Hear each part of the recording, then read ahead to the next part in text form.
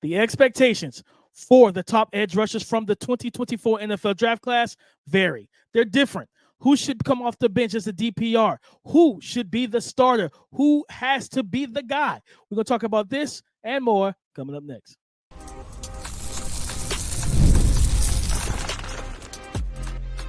You are Locked On NFL Draft, your daily podcast covering the NFL Draft. Part of the Locked On Podcast Network, your team every day.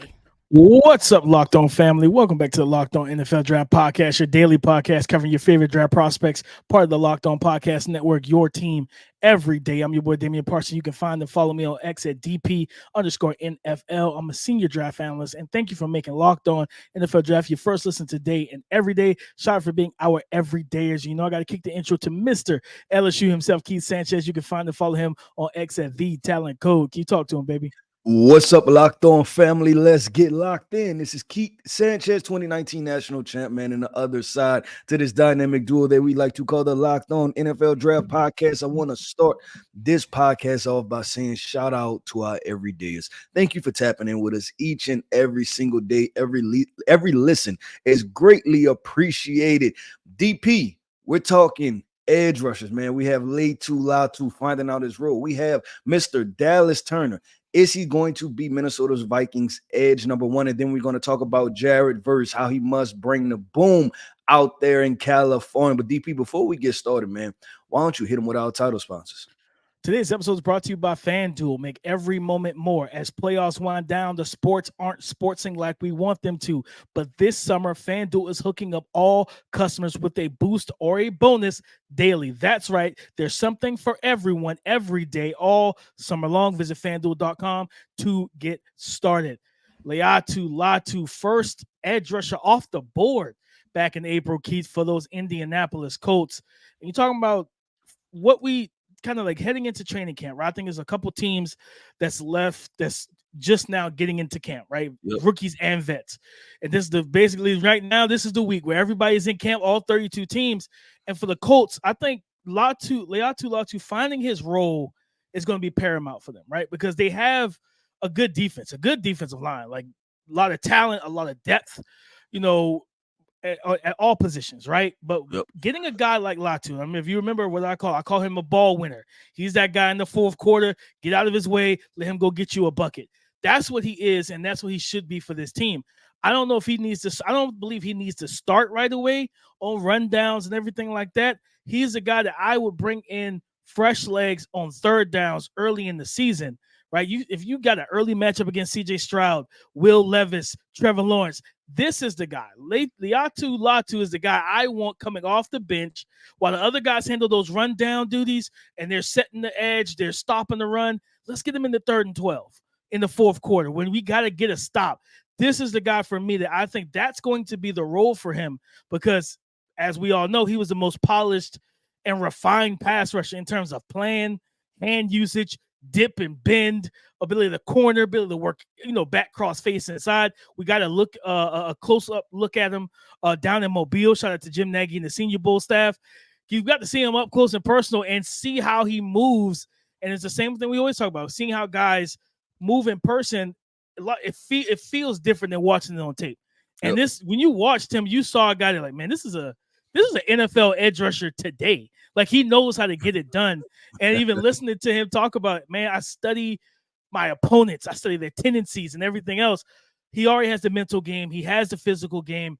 Man, I think early on, the role for him, in my opinion, and if it's me, I'm not Gus Bradley, clearly, but if it was me or if I'm in his ear, I'm like, man, I want this young man coming off our bench on those pivotal third downs. Not saying he is only a DPR, but I think that's the best way to get the best out of all your moving pieces on this defensive line.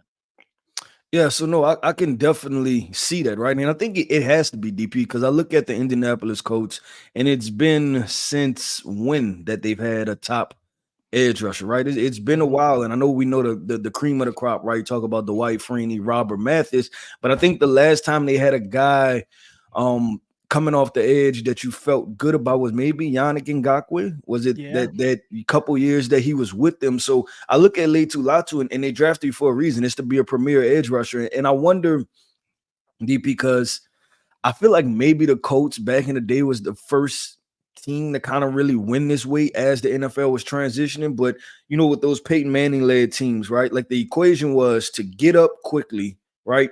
And then now the other team has to pass the football to get back in the game. And then that's when you unleash, right, Dwight Freeney and Robert Mathis and those guys. So I wonder if the Indianapolis Colts are like, hey, we have this offense. We invested a lot of resources that we talked about right on this podcast. You're talking about drafting Anthony Richardson, A.D. Mitchell, Alec Pierce, Josh Downs, right? Like all these are recently drafted guys. And then now we're going to address the defensive side of the football with a premier position that we believe in, edge rusher. So this can be our guy just to kind of seal the deal, right? Like he's the nail in the coffin type of football player just to end the football game. And we talked about this, DP, is that Laiatu Latu, we really liked him as a pass rusher, right? There's some run game things that needed to be improved, right?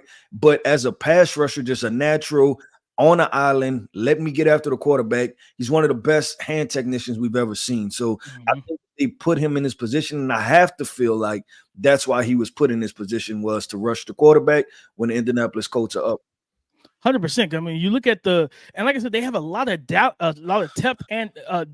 and talent at the edge rush position. Kwity Paye, who they drafted a couple years ago, Tyquan Lewis. They have Samson Ebukam, Dayo Odengbo, Isaiah Land. Like they have a lot of talent on this defense, and that's just the edge rush position, right?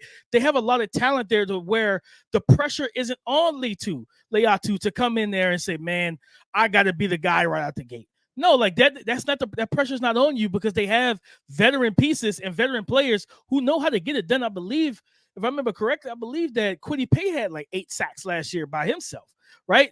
8.5 sacks, 2 forced fumbles, right? You don't have to come in and usurp him and leapfrog him. Samson Ebukam, 6'3", 245, 9.5 sacks, 3 forced fumbles. That's 5 forced fumbles from your 2 starting edge rushers. So no, Latu, you don't have to come in here and be the guy right out the gate. And that's the perfect situation because while those guys handle the heavier workloads, again, when it is 3rd and 10, 3rd and 8, and it's C.J. Stroud staring down the barrel, and you're like, listen, we got to get back there. We have to figure out how to put pressure on him, drop back, especially because Gus Bradley runs kind of a passive zone defense.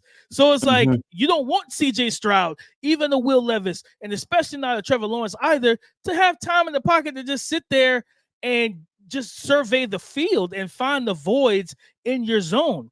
Getting after them with 4 is going to be big because if you don't have to pressure, if you don't have to send extra guys, you can drop 7, rush 4, and say, listen, throw into these tight windows. Our guys are in their spots, but now we also have the pocket collapsing around you. Those 4 walls are closing in. What can you do when the pocket's not clean? And I think that's the position you have to put the other 3 quarterbacks in your division if you're Gus Bradley, because this is arguably, I don't know how you feel, Keith, in terms of young talent, especially physical talent. To me, this is the best quarterback division in football.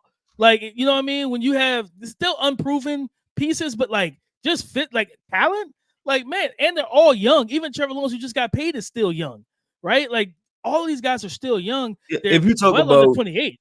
Yeah, if you're talking about probably naturally gifted throwers of the football, like whether young or old, this is probably the most talented division if you look at it, right? Like Anthony Richardson can throw it 75 yards. Trevor Lawrence can hit every throw. C.J. Stroud is Mr. Pull a string and fit it into tight windows. And then Will Levis is another guy that can launch it 75 yards. So if this was shorts and a t-shirt or like how they do the NFL Pro Bowl, kind of challenge and stuff like that, this might be the best division, DP.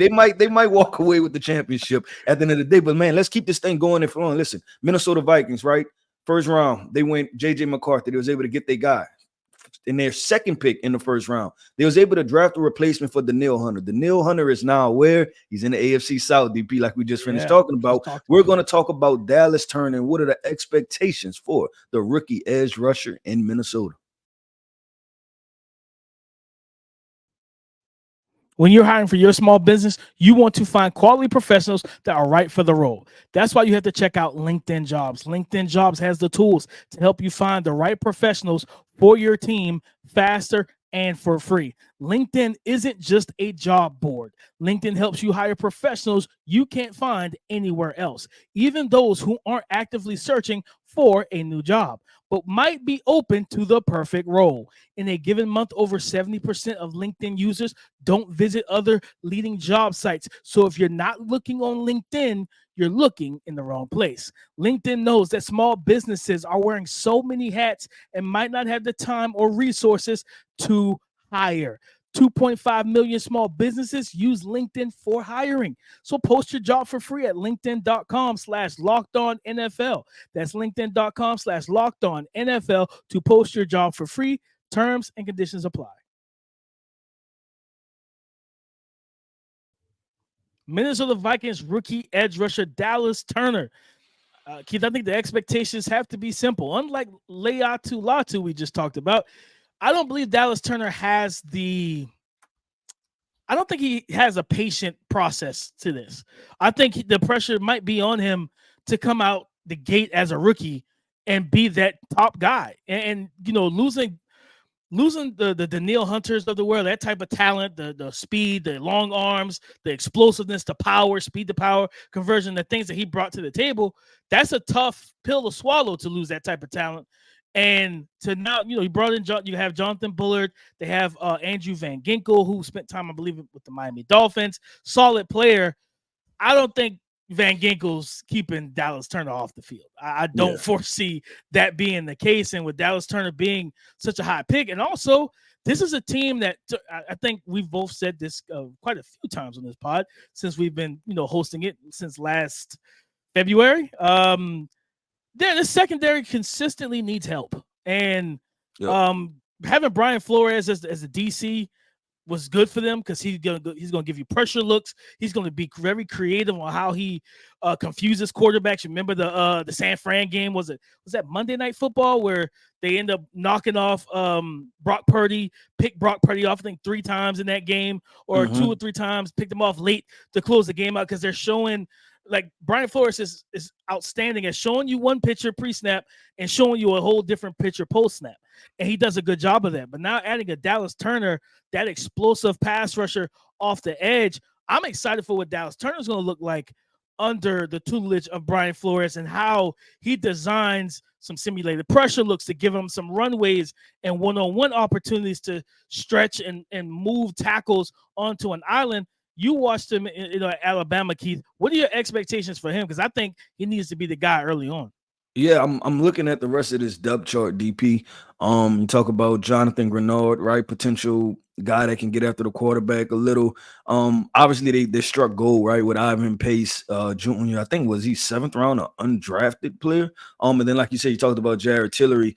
I think that this is going to be a Dallas Turner show, right? He has every opportunity to succeed as an edge rusher because he appears to be the most athletically gifted guy, right? When it comes to rushing the quarterback and getting after the quarterback, I think the part that we're going to have to identify and look at is the consistency element of it, right? Because I think with Alabama, there were some ups, there were some downs, there were some times where I guess the best way to say it is that he somewhat disappeared, right? Sometimes during games. So it's just consistently finding more answers through his pass rush, right? When he's finding those counter moves and things like that. But the expectation is he has to be the ace in the hole for this team. And you look at NFC North division that could be really good, right? You talk about the Detroit Lions. They made it to the NFC Championship last year. You talk about the Green Bay Packers, right? You talk about the Chicago Bears and what appears to be a brand new revamped offense. They're going to need somebody to get after the quarterback because any of these quarterbacks inside of these offenses,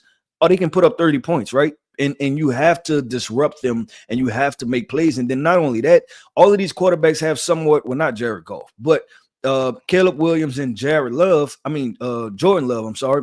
They have an element of elusiveness to them, right? To where they can escape the pocket. And always look at what edge rushers and pass rushers. When that quarterback decides to take off, what is your closing speed, right? In every draft report, I like writing he has closing speed and he accelerates to the quarterback, right, to get the sack. I want to see you change speed. Something I always talked about is not being a same speed player, right? Like those guys who you can see the burst when they're rushing the quarterback, and Dallas Turner has that opportunity, and he's going to have to show up for the Minnesota Vikings because as currently constructed, he's the most gifted, athletically gifted player. 100%, right? And like you said, the things that he's still a not raw, but a player still developing his pass rush plan, his pass rush counters. And all right, I know I can stretch and stress the outside shoulder, but what can that turn into against an athletic tackle, right? If you're on the right on the defensive left side, offensive right, and you're going up against Lane Johnson, if you're playing the Eagles, he's one of the most athletically gifted tackles in the game. So you know what I mean? In Von Miller's prime, I watched him meet Von Miller and take the air out of his pass set. And I'm like, yeah, this doesn't happen to Von Miller like that. Like, that's how you know you're a different level athlete at the tackle position, right? What happens when you face those type of guys, right? If you're facing a Pittsburgh Steelers and they have Broderick Jones or even Troy Fautanu at tackle, right? On both sides, they're both going to be their starters. Both of them are athletically gifted, quick-footed, explosive out of the off the snap and off the ball. What can you do when guys can meet you at the depth of their drop, or their set point? Can you work back inside? So that natural development, I think, again, Brian Flores being the type of coach he is, I absolutely believe that he's going to be hands-on in helping him develop that. But Dallas Turner is going to have to be the guy for me early. Like, you know what I mean? Jonathan Bernard could bring some things. I want to ask you a question because you're familiar with Brian Flores' defense. Is he a type of player, talking about Dallas Turner inside this defense, that you would move around, like not just have him solely as the edge rusher position, but potentially put him over the center, over the guards, right, and show a different look? Yeah, I think he could be. You know what I mean? I think this is a guy that, because he is very, like I said, Brian Flores is so versatile with his sets. He gets exotic with everything. He loves to show. Like, he loves to show pressure, even if he's dropping out of that. He loves to show that he's an aggressive style guy. And with this secondary, when you look at what they have in the secondary, you still have Harrison Smith, Cam Bynum, who had a nice season last year, Shaquille Griffin, Josh Metellus, Byron Jones, Mekhi Blackman, and I think Caleb Evans. Still got Lewis Seen there as well. Andrew Booth Jr. is there also. It's not a great secondary in terms of proven talent, guys that you know exactly what to expect. Byron Murphy, Harrison Smith, and I think Cam Bynum, I know what I'm expecting. I'm going to get good play from those guys, veteran play from those guys. The rest of them, it's a little bit up in the air in terms of consistency. So getting that pass rush and using the guy like Dallas Turner, think about it, when he gets going and it's midseason, let's say he got 4.5, 5 sacks, he's on the offensive line's radar. So then, my favorite phrase, Keith, where's Waldo? Like, you break the huddle, those old linemen need to know, where is he at? Like, where is he going to be lined up at? And especially if he's having a good game where he's getting past the offensive tackles, now they're oversetting, they're trying to slide protection. And how do you fix that? Hey, let's go ahead and start, that old school amoeba defense. Let's get some guys walking around, moving around pre-snap where you can't identify where he is and set your protection to where he is. And I think that's the type of rusher and ceiling he has. And with the Brian Flores, I think he can get there, but he's going to have to get there, not be that top tier guy, but just be the top guy for this team, because he has the physical tools to do it and the athleticism to do it. Now let's put it all on tape, not on paper. Let's put it all on tape and let's see it with our own eyes. I think training camp is going to be really big for him to hit the ground running and just develop day-to-day, stack days, and get better. Yeah, I agree with you 100%, DP, and it should be an interesting turnout, man, to see what Dallas Turner is able to do, because, like we said, he's going to have all the opportunity to be a double-digit sack guy, be relied upon in this Minnesota Vikings defense. But DP, let's keep this thing going, man. We have Mr. Jared Verse out there in LA, man, working with the Los Angeles Rams. What is he going to be, right? Aaron Donald retired. They found Kobe Turner, right? They drafted Braden Fisk, his teammate, but will Jared Verse be the new guy with the Los Angeles Rams to get the sacks? We're going to talk about that coming up next. Today's episode is brought to you by FanDuel, America's #1 one sportsbook. I love sports. I love them so much. I never want them to stop. But as the playoffs wind down, we get fewer games. And the sports aren't sportsing like I want them to. But FanDuel lets me keep the sports going whenever I want. All I have to do is open the app and dream up bets anytime I'm in the mood. Guys, right now on fanduel.com, your favorite sports book, you can go check out the preseason NFL and college football odds. I'm talking college football playoff odds, Heisman odds, all of that, right? You can go ahead and check those out now. And this summer, FanDuel is hooking up all customers with a boost or a bonus daily. That's right. There's something for everyone every day, all summer long. So head over to fanduel.com and start making the most out of your summer. Head over to fanduel.com and start making the most out of your summer. FanDuel is the official sports betting partner of Major League Baseball. Thank you for making Locked On NFL Draft your first listen today and every day. Shout out for being our everydayers. Jared Verse, former Florida State edge rusher for the Los Angeles Rams. And Keith, you said it. He's joining his own former teammate, Braden Fisk, Kobe Turner, Bobby Brown, Byron Young. Like this defensive line with Les Snead and what they have done there.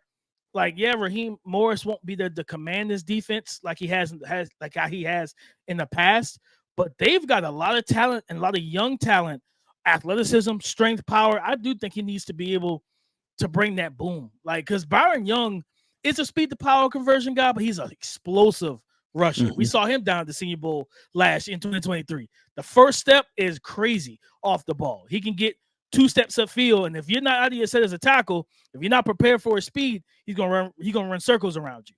And he's that type of explosive fastball off the edge, where Jared Verse has explosiveness, but he's more of that power rusher who plays with power first and then uses his hand usage to displace and shed those offensive tackles.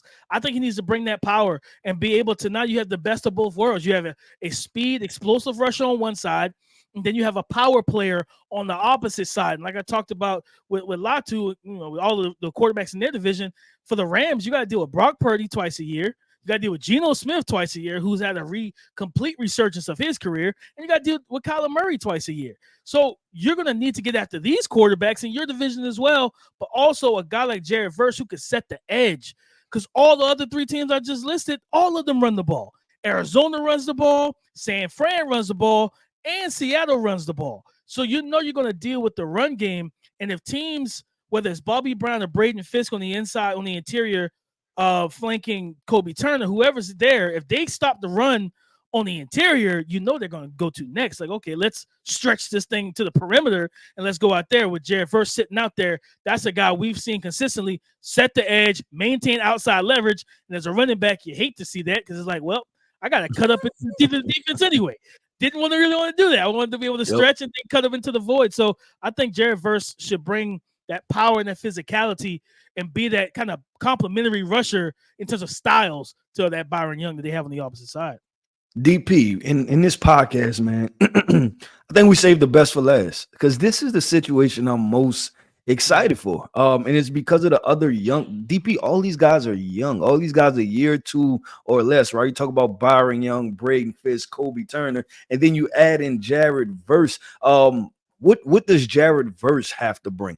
He has to be the Thunder, right? Like we always talk about with running backs with the Thunder and Lightning, right? It was the Chris Johnson and Lindell White situation. Yeah. It was the Reggie Bush and Deuce McAllister. We've had plenty of Thunder and Lightning type situations, but we don't talk about it much from an edge rusher position. And I honestly think that sometimes this is the best way to go about it. You think about the Marcus Ware and Von Miller, right? Like how they were able to kind of parlay off of each other and give variant looks to it. And what it does is it allows for you to swap sides, right? Whatever mismatch is better, right? You might have Jared Verse, he's going to go better against this tackle because this tackle weakness is a speed to power conversion, right? And then you flip Byron Young to the other side because that tackle weakness is not power, but it's speed. So you're able to flip-flop those guys and have fun. So I think Jared Verse, if he's the Thunder, like you said, he's that heavy-handed, set the edge type of guy, but also the guy that can physically dominate you. And the one thing we've seen with Jared Verse was this. He'll go quiet, right? but when he comes on, it's quick. It's quick and it's done, right? It's really quick and it's powerful and it's impactful in the game. So I like Jared Verse in this situation, just because of what you said, right? And then you talk about the other pieces, the Kobe Turner, the Braden Fitz. Like, what do you do with those guys? You have to double somebody. But then when you double somebody, you're probably leaving three other guys in one-on-one situations, unless you're going to leave another person in to block, which now you're taking away from your passing game, right? If you're deciding to pass the football. So this defense, we don't usually talk about it much, but they have the potential to affect, and you always talk about this, DP, they have the potential to affect the numbers, right? The numbers game, they can affect it with just their defensive front, therefore relieving pressure on the back end, because they're going to make you have to keep somebody in, because some of these guys you can't leave one-on-one, or you don't want to, because they have the opportunity to wreck a game, whether that's sacks, whether that's forced fumbles, whether that's pressures, anything like that. So I'm excited for Jerry Verse. Like I said, I just think he has to be the physical guy. He has to be that speed to power and just complement what Byron Young is doing on the other side. And then you also factor in, Raheem Morris is in Atlanta as the head coach now, but if they keep some of those principles of sending those linebackers from time to time, Ernest Jones, who I wrote an article about him, this summer, the beginning of the summer over at the Draft Network. Ernest Jones is one of the most underrated linebackers in all of football, right? Mm-hmm. And last year, 74 tackles. He had 4.5 sacks himself as an off-ball backer, blitzing and being able to create those pressures. So if you keep that going, like you said, now, instead of sending that tight end out on the route or sending that running back out on the route, hey, we got to check. We got to keep somebody else in, because our O-line is struggling to block their 4-man front, because they got like and that's why you said it. Like you said, all these guys are young, and why you're excited about it, I'm excited about them too, because they're all one-on-one winners. Like every single one of them. That's what I'm saying. Like, who do you leave one-on-one, right? You draw attention. I don't. If I'm talking to an offensive coordinator, I'm not like, yeah, for sure, leave Kobe Turner one-on-one. Oh yeah, 9 sacks last year. Like, yeah, leave Braden Fitz one-on-one. That's gonna turn out well. Leave Byron Young one-on-one. That's gonna turn out well. So that's why I say that they're gonna affect the numbers, because now you're gonna be positioned where you have to double somebody, and then you're probably gonna have to leave a tight end in, or he's gonna have to chip, or you're gonna have to leave your running back in, right? So now you're only getting 3-4 passing routes into the passing concept, which now you're limiting the entire offense. If this offense, talking about the Rams offense, goes up tremendously, right? So this can be a very fun situation. And when you just look at what the Rams have done during the draft or throughout the draft, first of all, this is a very Keith Sanchez draft. Maybe that's why I'm a fan of it, DP, because all of these guys I like, right? They did a very good job of drafting. I'll say that. But then the second part of that, DP, is that they positioned themselves well to, we talk about the trenches win. They drafted in the trenches, they addressed the trenches, and now they got some high-level, high-motor guys, high-effort guys that have also been productive, because I think we talk about Kobe Turner still in the show, but I want to say Byron Young as a rookie had 8-9 sacks, right? Yeah. And that's 17.5 sacks between the two of them as rookies. Between two rookies, right? Two guys who went through the whole draft process and had to do all this. Like we said, don't know their address, right? But they're going out there and they're going to play football and producing for you at a high level. And two guys that fell under the radar, right? Like nobody was really talking about Kobe Turner, and Byron Young was an afterthought when you compared him to like the Will McDonald's and those type of football players. That both third-round picks.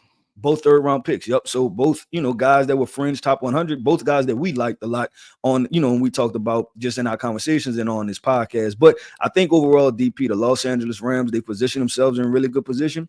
Jared Verse, just bring the thunder, baby. Bring the thunder, bring the boom. But DP, that wraps up another episode, man, of the Locked On NFL Draft Podcast. I want to start this podcast off by saying shout out to our everydayers. Thank you for tapping in with us each and every single day. If you can hear my voice, go ahead and hit that like button. Don't forget to comment and make sure you subscribe to the YouTube channel. Football season is here, and you're going to want to tap in with your guys every single day, so that way you're notified when we drop new content every single day. I am Keith Sanchez. You can find me on X at The Talent Code. That right there is my guy, Mr. Damian Parson. You can find him on the ones and twos, but you can find him on X at DP_NFL. And like we always like to say, man, y'all tap in with us because we like to talk back. Go subscribe and follow for free on YouTube, wherever you listen to podcasts, to get the latest episode as soon as it is available. Thank you for making Locked On NFL Draft your first listen today and every day. Shout out for being our every dayers. On tomorrow's episode, we're getting into the defensive backs. 3 first-round corners, Terrion Arnold, Quinyon Mitchell, and Nate Wiggins. We'll talk about them and what they need to show us during training camp as well. So, guys, come and join the conversation again tomorrow on the Locked On Podcast Network. Your team every day.